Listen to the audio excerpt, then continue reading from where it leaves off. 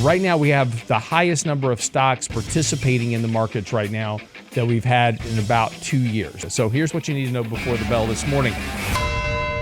The markets just recently triggered what's called a Zweig Breadth Thrust. And this is where you start to see more stocks participating in the markets all at one time. And we've seen a very, very sharp increase in that thrust of shares over the course of the last really 2 weeks in particular, ever since we had this big sell-off in the markets and then we had this big recovery. We've had a very strong thrust and breadth. So a wider breadth in the market is healthy because you have more stocks participating. And if you go back and look at history right now, in particular, and see how these things have played out in the past, what you normally find out is over the next 6 to 12 months following these breadth thrust, the markets return on average about 23% going back to 1945. Now, that doesn't mean they just go straight up, right?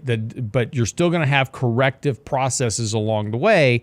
But these thrusts tend to show more bullish action rather than bearish action because you just have more participation in the markets. It's increasing overall momentum in the market as well. And so that tends to lead to better outcomes. Secondly, we have the highest number of stocks. And again, this goes back to breadth. Right now, we have the highest number of stocks participating in the markets right now that we've had in about 2 years. And this was a chart from Yahoo Finance.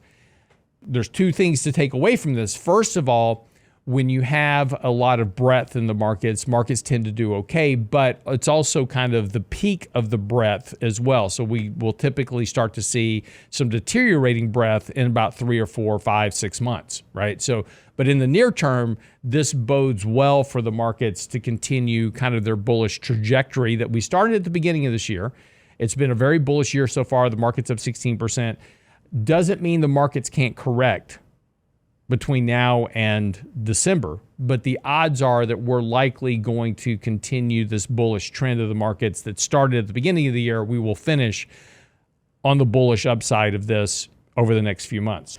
Be careful getting too bearish too early. Now, one thing that is interesting, of course, as we've talked about this, is buybacks, of course, are driving a lot of this advance. There was a great chart out this morning talking about share buybacks, which if you take a look at global buybacks, that's the yellow line. The blue line are dividends.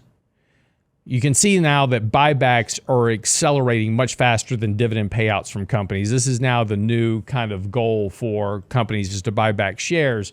And currently, out of the top 10 global companies, this is not just the U.S., this is globally, this is everywhere in the world, this is every major company everywhere in the world. 9 of the 10 of the biggest share buyback companies are U.S. dominated, right? So that's Apple, Microsoft, Google, et cetera.